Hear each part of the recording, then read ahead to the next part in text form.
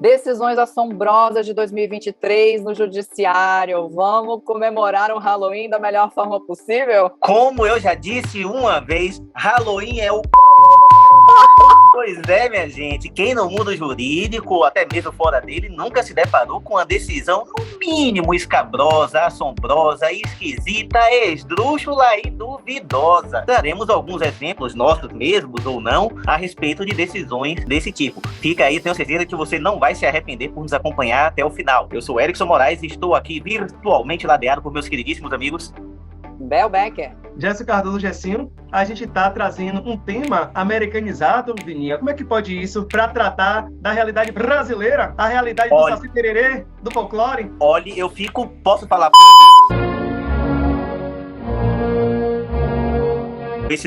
Essa nossa tendência enquanto povo brasileiro, essa síndrome do vira-latismo, né, de americanizar tudo. Halloween olha, a gente lembra que dia 31 de outubro é o dia do Halloween, dia das bruxas, de sei lá que diabo é, e a gente se esquece, por exemplo, que dia 22 de agosto, além de ser o aniversário de manhã, é o dia do folclore, por exemplo.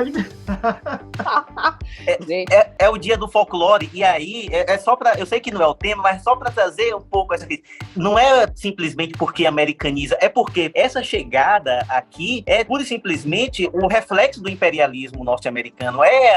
São os laços colonialistas de um país que adota uma postura realmente totalmente predatória. E aí a gente observa, né, que no mundo de hoje, com exceções, lógico, como a gente vê o que fizeram com o Iraque, mas os Estados Unidos não mandam mais exércitos, né, não mandam necessariamente exército, manda o quê? Manda Madonna, manda os seus expoentes da sua cultura pop como uma forma de uniformizar pensamentos, gostos, cultura, tal. E a gente vai absorvendo isso. Eu não gosto. Eu sou americanofóbico mesmo, assumido, e não quero sair disso.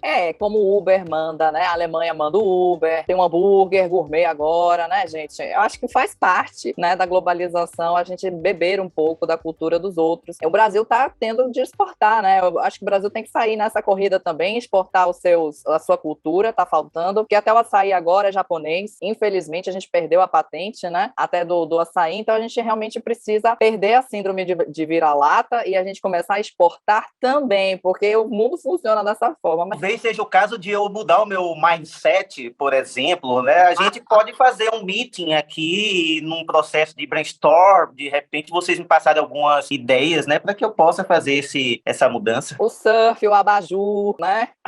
Mas aí assim, você vai ficar tranquilo quando o tio Sam aprender a tocar pandeiro, né? Porque aí vai falar assim, a gente dominou tudo. Você vê o quanto vocês estão trazendo aí, o estrangeirismo faz parte da nossa vida, né? Do nosso cotidiano. É aquele negócio assim que eu fico pensando, poxa, a gente é uma sociedade tão desigual, as pessoas não têm acesso ao próprio português enquanto formalidade, embora se comunicar da mais forma simples possível, né? O importante é você passar a mensagem, mas o estrangeirismo é tão presente assim que as pessoas levam aquilo, né? A sala online, você tá online aqui, a saída. Mas assim, só para fazer uma ressalva, o Halloween ele realmente é uma festa americanizada, mas ele tem uma origem celta, né? Então ele é muito para além disso. Os celtas eram uma tribo, então assim, a gente está falando de uma celebração que marca o final de um ciclo, em que os deuses, vamos dizer assim, celebram o encontro, né, desse mundo com o mundo dos mortos. Então tem muito uma questão assim cultural que acabou sendo apropriada pelos Estados Unidos, né? E aí ficou realmente à margem, mas existe toda uma cultura bonita de fundo. Mas é tudo nórdico, eu sou do sul global. Mas vamos para as decisões. Vamos para as decisões assombrosas, porque o judiciário parece que às vezes vive, né, no Halloween, no eterno Halloween aí. A minha decisão é trabalhista, e olha que eu não sou da área, mas eu tive acesso a uma decisão interlocutória. Para quem não sabe, a decisão interlocutória é aquela no meio do processo, né, aquela que põe fim ao processo, né, ou pelo menos não põe fim a uma fase do processo, mas são aquelas decisões, né, de petições simples no meio do processo e tudo mais. Bom, basicamente assim, a pessoa do reclamante queria levar a testemunha dela, não foi possível levar nem audiência, e aí peticionou demonstrando que havia intimado, que havia mandado mensagem para essa pessoa para servir como testemunha e que ela ficou impossibilitada. Então, a tentativa dessa petição era de remarcar a audiência para poder ouvir essa testemunha que ficou impossibilitada. Só que aí vem o vou fazer aqui um estrangeirismo, viu? Vem a crème de la crème do direito do trabalho, né, da justiça do trabalho, que é juntar a prova de que intimou a testemunha. Só que essa prova foi, na verdade, uma conversa de WhatsApp. Uma conversa muito informal de WhatsApp entre a parte e a testemunha. E na conversa, gente, que foi transcrita pelo próprio juiz, ao indeferir a remarcação, falava o seguinte: o juízo verifica que a primeira mensagem trocada entre a testemunha e a reclamante está assim descrita, 2 pontos. Miga, bom dia, kkkk. Mais adiante, às 16h06, a seguinte descrição. Aí a gente combina o que vamos falar de mais relevante na hora. Eita. Mais adiante, às 16h13, consta: eu levo um beck pra nós fumar, kkkk, depois da audiência, é claro. Vocês acreditam que isso saiu na decisão do juiz? Por quê? Porque o advogado não teve o cuidado de cortar essas partes, né, minha gente? E aí que saiu na decisão do juiz, e por conta dessa conversa toda, o juiz indeferiu a remarcação de audiência para a oitiva dessa testemunha do Beck, especificamente. Já é inscrito? Ainda não? Então se inscreva, ative as notificações e deixe seu like. Nós estamos também no Google Podcasts e no Spotify. No Instagram é o @papojuriscast. Rapaz, o juiz deu uma chapada na parte, viu? O juiz poderia desconsiderar, né? Ele poderia desconsiderar, principalmente analisando ali que naquele polo da ação estava a parte vulnerável, né? A parte hipossuficiente, que é a parte trabalhadora. Né? Amiga, então... eu acho que ele ficou, na verdade, foi na vontade de fumar o beck, porque não prometeram o beck para ele. E aí ele falou, quer saber, já que não prometeram trazer o beck para mim, então eu vou indeferir. Magoei. Eles buscaram trazer também a materialidade da conversa na íntegra, né? Isso também, para não ter nenhuma manipulação. Eu entendo, porque, como o Gersinho falou, né, a ideia de não cortar a mensagem, né, a conversa de WhatsApp, é para poder mostrar que, de fato, ela é verdadeira. Eu botaria pelo menos uma tarja, assim, preta, né, aí fica aí o cuidado com os advogados na hora de juntar certa parte. Assim, tem partes que são muito pessoais, né, de cortar mesmo, mostrando que é um inteiro o teor, mas aquela parte ali, enfim. De fato, houve esse equívoco do advogado, da advogada que patrocinava a ação. Houve também uma falta de cuidado, houve um expose, vamos usar estrangeirismo, do próprio juiz, né? O próprio juiz promoveu uma exposição também ali da situação ao transcrever em sua decisão aqueles trechos que nada tinha a ver com a situação, né, do não comparecimento. Ele poderia simplesmente ter feito referência e fundamentado sua decisão, afirmando que a conversa é uma conversa informal, não se travestiu, digamos assim, de uma formalidade mínima que evidenciasse uma intimação, né, um convite, um comunicado para comparecimento à audiência. Nosso judiciário cada hora surpreendendo, né? E também trazendo a exposição da vida alheia. Eu acho que também tem essa questão de cuidado, embora a utilização de drogas para uso pessoal não seja crime, tem toda aquela questão de ordem e saúde pública em torno desse tema. Eu acho que também foi uma forma de viralizar, no sentido de ter uma decisão que busque amenizar algo, quando na verdade a gente sabe que o jurisdicionado, principalmente a pessoa que está ali batendo na porta do Poder Judiciário Trabalhista, está querendo seu alimento, está querendo ver verbas que não foram pagas a tempo e termina tendo essa repercussão. Acho que a gente pode pensar em que tipo de decisão realmente estão sendo proferidas, se realmente as informações inseridas no processo, embora ele seja público, regra geral, tem a necessidade de ter essa repercussão, né? É importante que essa decisão, sirva para essa reflexão da questão da legalização das drogas. Quem é que, de fato, precisa ser encarado como usuário e usuária e não está sendo, né? Exatamente. E aí, Gessinho, você quer trazer a sua decisão? Quer que eu traga a minha primeiro? A minha decisão, se vocês me permitirem, eu não sei se vocês vão cercear meu direito de liberdade de expressão. Porque o que aconteceu? Tá vendo, amigo? Já? Tá tudo entre amigos, né? Eu vou trazer uma decisão que foi recente. Ela foi proferida no âmbito do STF, agora em 28 de setembro, pelo ministro André Mendonça. Foi uma decisão da reclamação 60.382 de São Paulo. O que aconteceu? O Ministério Público de São Paulo entrou com um pedido para que fossem impostas algumas medidas contra aquele humorista Léo Lins. E a gente sabe o quanto tem sido muito gravoso a participação dele em diversos trabalhos, né, que ele realiza, a mistura de humor e, ao mesmo tempo, de práticas discriminatórias. E o que foi que ele questionou? Que foi determinado o impedimento de realizar determinados comentários, de fazer retiradas de algumas publicações de conteúdos que ele produziu. Foi imposta também algumas medidas de pedir autorização para se isentar da comarca que ele reside. André Mendonça entendeu que havia a violação ao direito de liberdade de expressão, porque a gente percebe que isso daí é muito arriscado. Ele trata também de próprios precedentes que foram suscitados pelo advogado de Léo Lins, que estava sustentando a própria violação da decisão proferida na DPF 130 do Distrito Federal, 4.451 do Distrito Federal também. Mas o que fica, a ideia principal, eu acho que houve razoabilidade no sentido de determinar que aquela proibição de se ausentar da comarca de acima de 10 dias deveria ser comunicado ao próprio juízo, sem prejuízo também de futuras aplicações de penalidades civis e penais, mas você atrelar que você pode dizer tudo o que você acha, ainda que coloque em xeque a respeitabilidade de grupos raciais, sexuais minoritários, é complicado. Dialoga com aquele contexto também do próprio racismo recreativo, que tem que ser combatido. Nós tivemos atualmente uma modificação na questão da própria equiparação da injúria racial ao racismo, né? E decisões nesse sentido, para mim, me assustam, porque quando você fala que liberdade de expressão deve ser garantida, ainda que tenha toda essa concepção de violação, é perigoso. É um cheque branco que você dá à pessoa para falar assim, faça o que você quiser, você está no exercício da sua profissão, você pode falar o que você quiser, ainda que tenha a violação, há interesses que devem ser protegidos. Então, eu acho que, para mim, essa decisão recente que eu tive acesso termina apresentando uma ideia que deve ser rechaçada. Liberdade de expressão é uma coisa, você usar o seu direito de se manifestar no sentido de promover violação a direitos de grupos minoritários já é outro contexto, né? Já é outra situação aí. Ela é uma decisão assombrosa mesmo no sentido de, poxa, perigoso isso aí. É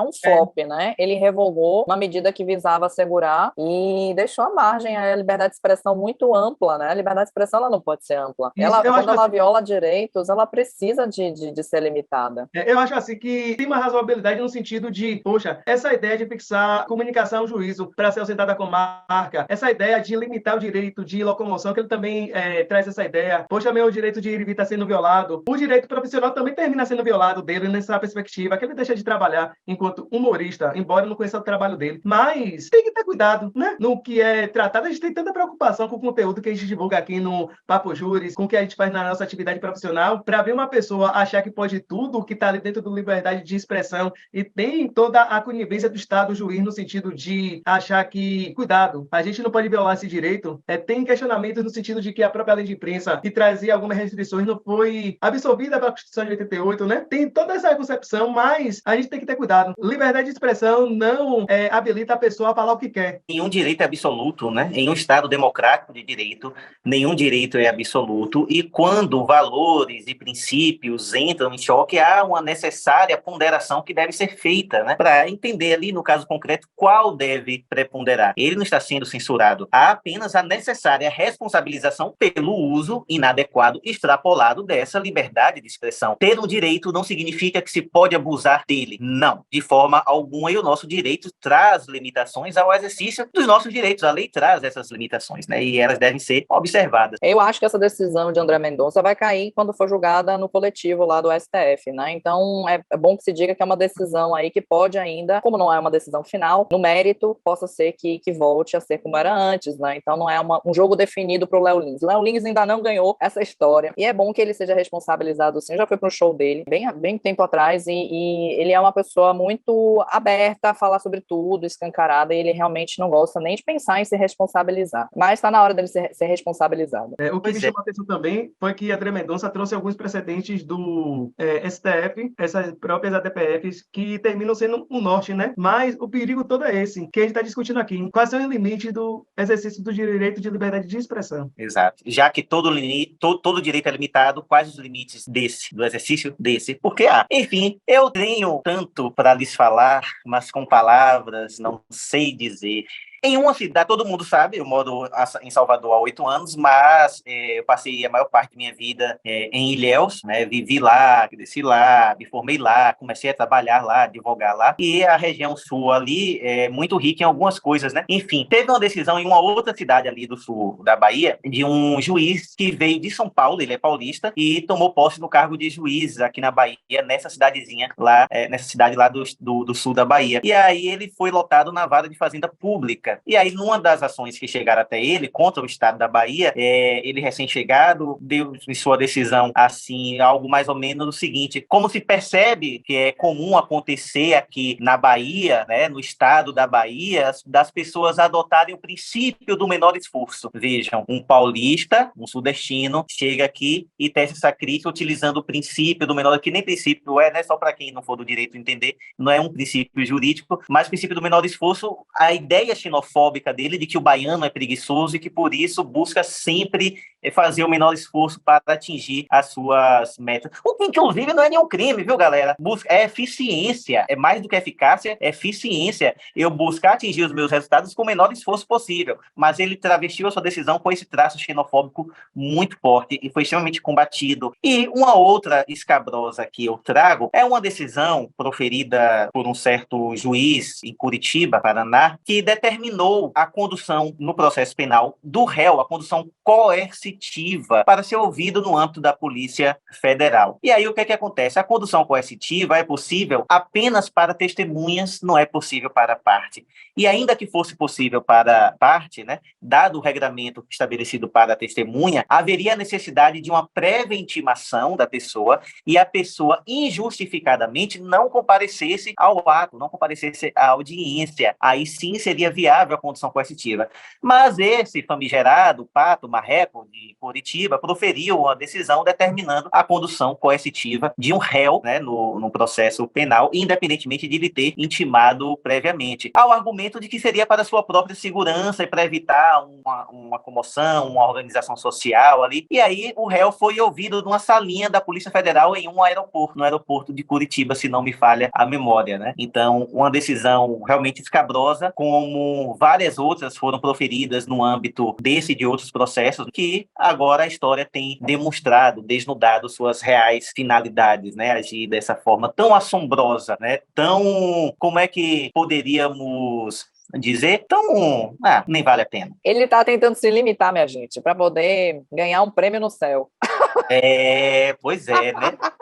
Ele está tentando xingar aqui. Agora, essa decisão não foi revista, não, esse ano, amigo? Mas a decisão dele foi cumprida lá, ou seja, foi uma decisão... Não, eu digo assim, não foi anulada, nem nada, não? Não, decisões no processo que condenaram o Lula foram anuladas, todos então, os processos. Faz parte do Lula, é isso? Exatamente, foi a condição coercitiva de Lula.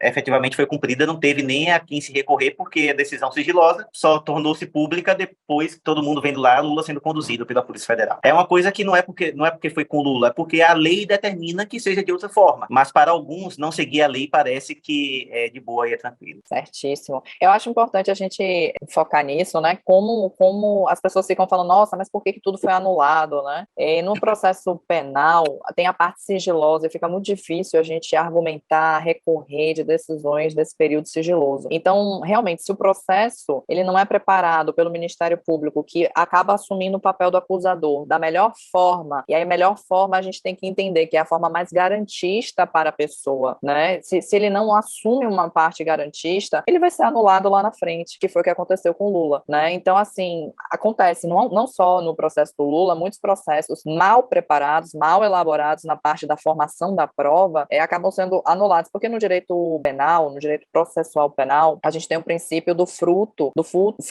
podre da árvore. O fruto, ele não pode ser podre, senão ele contamina a árvore. Tem uma historinha assim, né, que os professores contam pra gente poder entender que as coisas precisam não contaminar o processo como um todo. Então, se uma prova, ela é ilícita, ela é obtida de forma ilícita, né, contra a lei, ou então fora das formalidades legais, às vezes não é nem contra a lei, simplesmente não está previsto na formalidade, foi feita fora do que era previsto, né? Então, ela pode tornar o processo todo podre, né? Ela pode apodrecer o processo todo, então a gente torna o processo todo nulo. E foi isso que aconteceu com Lula. E não seguir as formalidades legais, minha gente, não é uma coisa, eu vou dar uma de justiceiro aqui. Não, é ruim.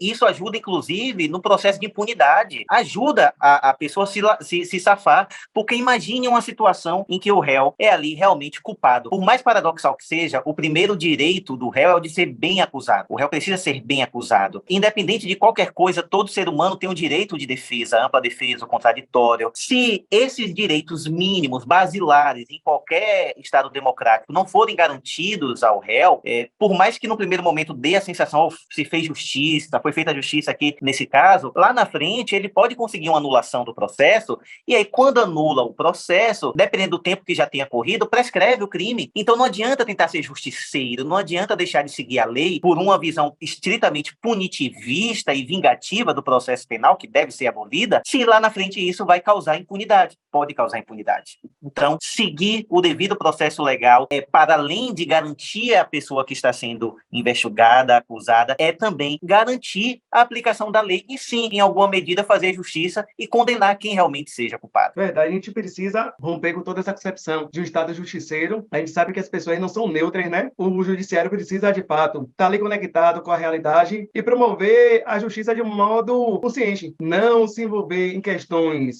ideológicas no sentido de beneficiar A, B ou C, mas, de fato, cumprir com o dever constitucional de julgar as pessoas independente de qualquer outra questão. É isso, minha gente. Essas foram algumas decisões assombrosas que nós trouxemos. Olha, tem coisa muito pior por aí. A gente pode fazer uma parte 2 desse episódio. Olha a censura! 2, 3, 4. Porque material tem muito de decisões escabrosas aí por esse judiciário afora. A nossa prática no dia a dia já traz, né? Exatamente.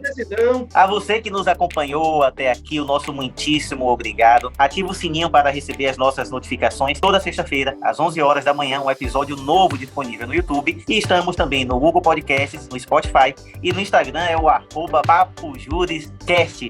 Viva o movimento armorial, viva Ariano Suassuna, viva a cultura nordestina. Beijos de doces e travessuras em seus corações.